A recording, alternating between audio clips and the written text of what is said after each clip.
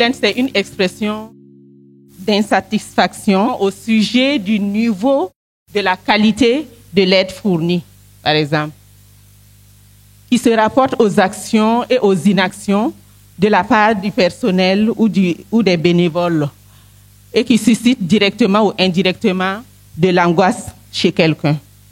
Donc, voilà comment nous voyons une plainte. Bon. Maintenant, s'il y a une plainte, il faut bien sûr la gérer. Comment nous allons gérer la plainte? Nous avons 2 mécanismes de gestion au niveau des plaintes. D'abord, il y a le numéro vert et ensuite, nous avons des comités de plainte. Au niveau des comités de plainte, les comités de plainte, en fait, sont basés au sein de la communauté elle-même. C'est-à-dire, c'est des personnes qui vivent dans la communauté et ce sont ces personnes-là qui reçoivent les plaintes et qui les traitent. Donc, quelqu'un qui n'est pas satisfait, par exemple, de sa ration, ou qui a une plainte quelconque, ou même une information, il va directement vers le comité de plainte et il va aller poser sa préoccupation là-bas et le comité de plainte résout son problème. Maintenant, nous avons également le numéro vert. Le numéro vert nous permet de fournir des informations pertinentes sur la mise en œuvre de nos activités. Parce que ce soit les bénéficiaires, les non-bénéficiaires, les appelants de façon générale, ils ont souvent besoin d'informations sur nos activités. Donc, à travers le numéro vert, c'est vraiment un canal par lequel ces personnes-là peuvent passer pour avoir des informations sur nos différentes activités. Et également, c'est un moyen de communication pour les bénéficiaires, où qu'ils soient, de faire remonter l'information sur nos interventions. Donc, à travers les numéros verts, nous recevons beaucoup d'appels et ça peut être des plaintes, des demandes d'informations, de renseignements. Donc, par le biais du numéro vert, l'appelant peut s'informer sur nos activités. Avec le numéro vert, donc, comme je le disais, c'est un moyen de recueillir et de catégoriser les différents types de feedback au niveau de nos bénéficiaires, au niveau des appelants, c'est-à-dire les non-bénéficiaires même, parce qu'il y a des non-bénéficiaires aussi qui appellent par rapport à nos activités pour faire le feedback. Donc, vraiment, par le numéro vert, ils arrivent à communiquer avec nous. Donc, c'est un supplémentaire de remontée et de capitalisation d'informations. Donc, à travers le numéro vert aussi, on arrive à traiter les appels reçus et faire un retour aux bénéficiaires, aux non-bénéficiaires, aux appelants. Et par le numéro vert, vraiment, nous sommes en contact avec nos bénéficiaires, avec en tout cas ceux qui s'intéressent à nos activités. Et à travers le numéro vert également, nous pouvons dire que ça nous permet aussi de partager les expériences et de recueillir les leçons apprises. Voilà. Donc, le numéro vert nous permet de répondre aux exigences de redevabilité vis-à-vis des parties prenantes. Le processus de gestion des plaintes. Lorsque la personne plaignante, à travers le numéro vert, appelle et il exprime son insatisfaction, la plainte est reçue. Et quand la plainte est reçue, elle est traitée. Mais avant qu'on nous traite la plainte, nous examinons d'abord pour voir. Il y a les plaintes sensibles, il y a les plaintes non sensibles. Donc, il faut faire la part des choses. On ne peut pas traiter une plainte sensible de la manière dont on traite une plainte sensible. Ce n'est pas de la même façon qu'on va traiter une plainte non sensibles. Parce qu'une plainte sensible demande quand même une certaine confidentialité. Et les plaintes non sensibles, c'est quoi? C'est généralement des renseignements, des informations sur la distribution, quand aura lieu la distribution, où j'ai entendu parler de telle activité et je vais me renseigner pour avoir de plus en plus d'informations. Maintenant, les plaintes sensibles. Les plaintes sensibles, ça peut être par exemple le cas de quelqu'un, par exemple, bon, ce n'est jamais arrivé, mais ça peut être un plaignant qui se plaint même du comportement d'un agent, par exemple, qui travaille sur le terrain. Un agent du PAM, par exemple. Mais ça on n'a jamais eu ce cas-là. Maintenant, lorsque la plainte est examinée et traitée, d'abord, quand on examine, on fait une enquête. Une enquête, ce n'est pas une enquête policière, bien sûr. Bon, on prend les informations nécessaires de gauche à droite et avant de faire remonter maintenant la réponse au niveau de la personne qui s'est plainte. À ce niveau, quand la personne reçoit maintenant les informations, si on fait le retour, la personne peut être satisfaite ou non satisfaite. Et quand la personne n'est pas satisfaite, on revient, la personne peut encore redéposer sa plainte. Et en ce moment, les personnes qui se sont mobilisées pour le traitement de la plainte, ce ne seront plus les mêmes personnes, ce sera d'autres personnes maintenant qui vont prendre en charge maintenant le traitement de la plainte.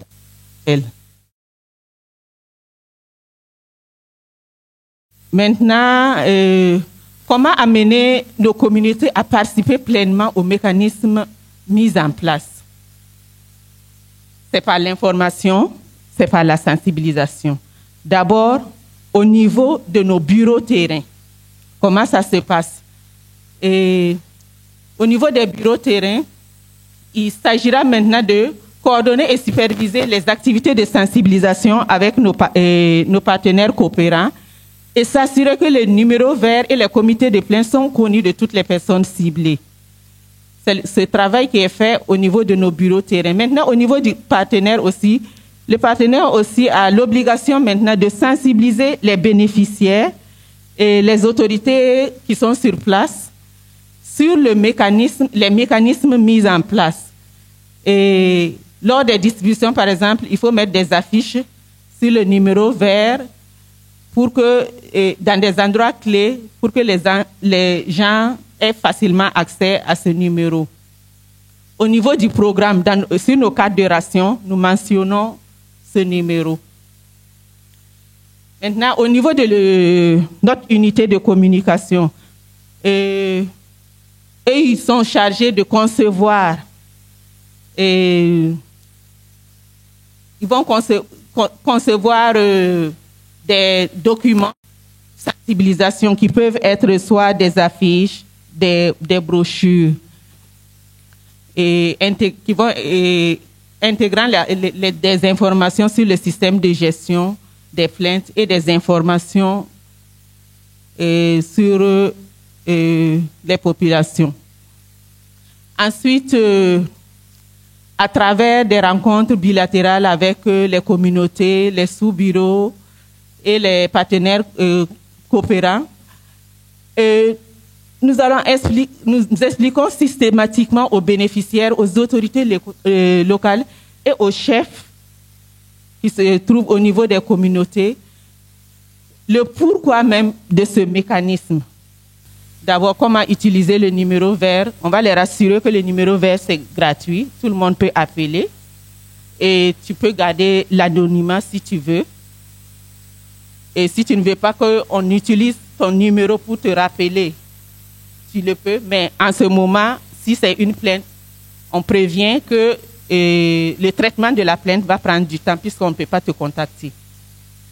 Donc, Aussi, nous expliquons aussi comment les appels sont gérés et comment le spam va s'assurer sur la confidentialité de ces plaintes, des plaintes sensibles surtout. Ensuite, un suivi est fait à travers des interviews des appelants pour déterminer leur niveau de satisfaction avec la réponse apportée par le PAM à leur plainte. Par exemple, si le sous-bureau traite, par exemple, si la plainte s'adresse, par exemple, au sous-bureau et il traite la plainte, il fait un retour au bénéficiaire. Mais nous repartons vers le bénéficiaire pour savoir s'il est satisfait. Voilà. Ensuite, à travers le suivi, nous avons des statistiques. Nous allons exposer cela après cette présentation. Ensuite, l'importance de l'engagement des communautés dans la gestion des plaintes. Et pour cela, les personnes qui souhaitent porter plainte, il faut que la personne soit sûre que l'inquiétude qu'il veut soulever là, que cela sera traité de façon non seulement rapide, juste et sans risque pour elle et pour autrui. Donc, il y a la sécurité qui intervient en ce moment. Il faut s'assurer que les personnes sont protégées et peuvent présenter leurs plaintes, leurs inquiétudes en toute sécurité et afin que le mécanisme inspire confiance et qu'il soit utilisé de manière efficace. Parce que s'il n'y a pas la sécurité, l'appelant va hésiter à se confier. Il y a la confidentialité dont on avait parlé tantôt. Il y a la transparence. Les usagers doivent clairement être informés de la marche à suivre pour avoir accès aux différentes procédures qui vont suivre. Ensuite, il y a l'accessibilité. Il est essentiel que le mécanisme soit accessible au plus grand nombre de personnes. Et là, il faut remarquer que que ce soit les bénéficiaires, les non-bénéficiaires, les appelants, ils préfèrent surtout appeler sur le numéro vert. Donc, au niveau des communautés et des comités plutôt de plainte, c'est rare de les voir se diriger vers ces comités-là. Ils appellent surtout sur le numéro vert. Nous allons enchaîner avec les résultats du numéro vert de mars 2019 à août 2020. Concernant les appels, nous avons reçu 4 304 appels au total, dont 3 614 appels provenant des bénéficiaires et 690 appels qui proviennent des non-bénéficiaires. Et parmi ces appels, vous avez 44% de femmes, 56% d'hommes. Comme je le disais tantôt, que ce soit les bénéficiaires, les non-bénéficiaires, ils n'appellent pas rien que pour se plaindre. Ils appellent aussi pour se renseigner. Donc, au niveau des renseignements, nous avons reçu 1657 plutôt appels de demandes de renseignement. Et au niveau des demandes d'information, les informations, c'est quoi? Par exemple, si on prend le cas des déplacés internes, ils veulent s'informer. Ils sont arrivés nouvellement sur le site, ils ne savent pas comment faire pour s'inscrire, donc ils appellent pour s'informer, pour qu'on les oriente un peu. Donc, nous avons eu 1196. Je prends le cas des déplacés internes, mais ce n'est pas uniquement les déplacés internes, puisque nous avons d'autres activités. Maintenant, au niveau des plaintes, au total, nous avons reçu 49 plaintes. Parmi ces 49 plaintes, 30 plaintes proviennent de notre sous-bureau qui est à Kaya. Et au niveau du Sahel, en réalité, c'est 12 plaintes. Au niveau du Nord, 4 plaintes. Et à l'Est, 3 plaintes. Généralement, ces plaintes, c'est quoi? Par exemple, au niveau du centre Nord, c'est surtout au niveau de la distribution. Par exemple, le plaignant, il vient sur le site et il prend du temps sur le site, il n'est pas servi. Donc, il va appeler pour se plaindre. Mais, qu'est-ce qui se trouve? Bon, on se rend compte souvent que, en fait, c'est le manque d'information. Parce qu'il n'a pas l'information, il n'est pas venu peut-être le jour même où il devait recevoir sa ration. Voilà, donc ce sont ces genres de plaintes que nous avons reçues au niveau du centre nord. Bon, au niveau du Sahel, ça c'est des bénéficiaires qui ont appelé pour se plaindre. En fait, ils ne sont pas assistés dans une zone par le PAM, mais ils s'attendaient à ce que les vivres viennent du PAM pour les assister, alors que le PAM n'était pas dans cette zone. Donc, ces plaintes ont été rapidement traitées.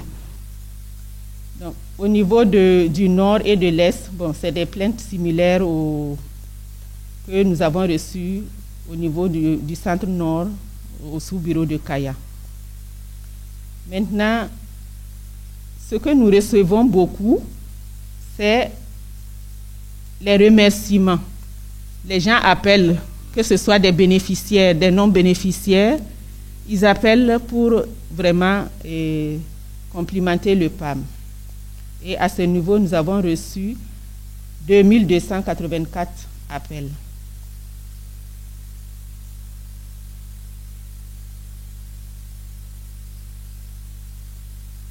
Donc, de mars 2019 à août 2020, voilà ce que le graphique nous montre. Nous avons d'abord commencé timidement, vous voyez, et ensuite, ça a monté.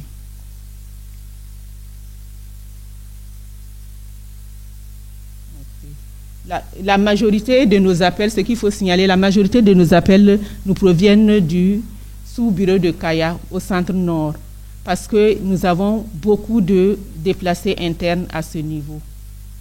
Donc, la plupart de nos appels, c'est du centre nord. Pour la langue qui est utilisée à travers le numéro vert, c'est surtout le Maori. Bon, nous avons l'âge de l'appelant. Le plus jeune a 17 ans.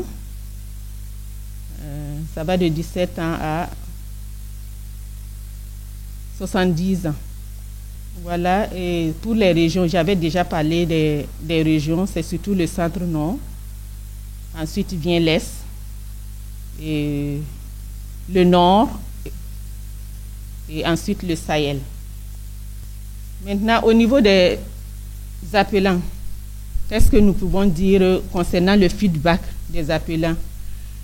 C'est-à-dire que les bénéficiaires de la période de soudure, puisque nous avons une activité pendant la période de soudure qui dure 3 mois. Donc, ces bénéficiaires appellent pour dire merci au PAM pour l'assistance qu'ils ont reçue. Et certains même soulignent qu'ils ne savaient pas comment faire si cette aide n'était pas venue au moment opportun. Et les PDI aussi, les déplacés internes aussi expriment leur satisfaction,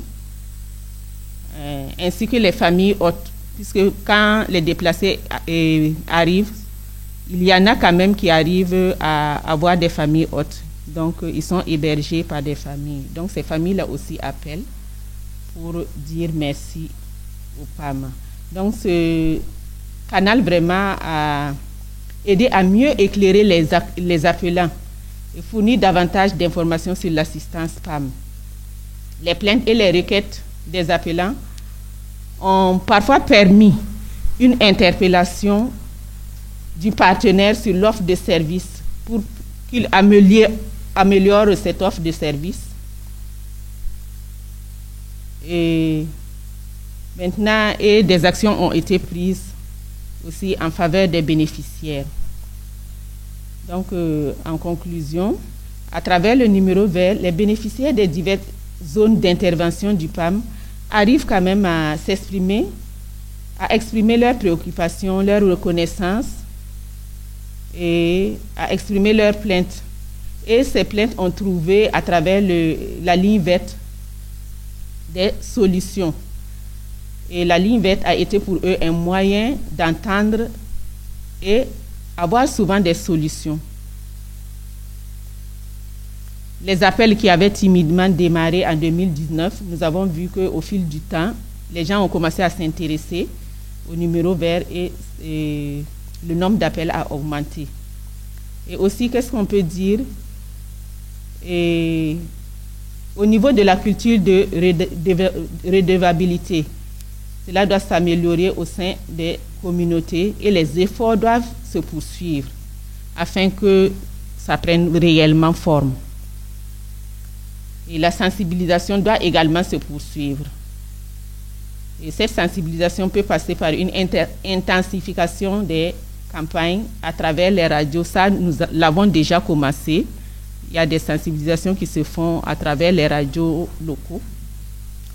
Et aussi amener le PAM à une meilleure sensibilisation sur le numéro vert par les partenaires coopérants. Nous devons redoubler d'efforts pour que nos partenaires coopérants insistent beaucoup sur le numéro vert pour faire découvrir, pour que, en tout cas,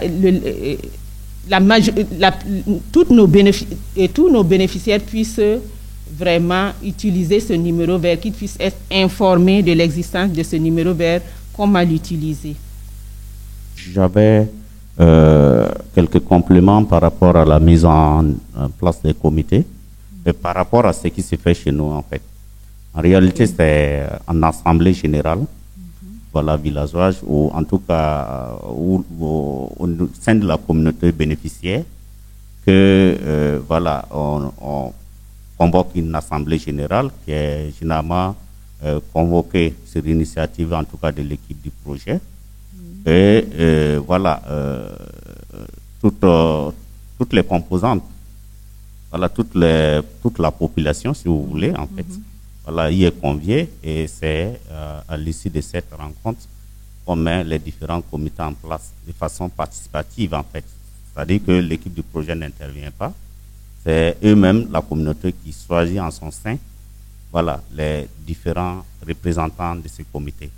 Il faut dire tout simplement, nous, on les oriente par rapport aux critères qu'ils doivent privilégier, notamment l'honnêteté, quelqu'un qui a le sens de l'écoute, voilà, de prendre à cœur aussi les préoccupations au niveau des communautés. Et effectivement, ils désignent.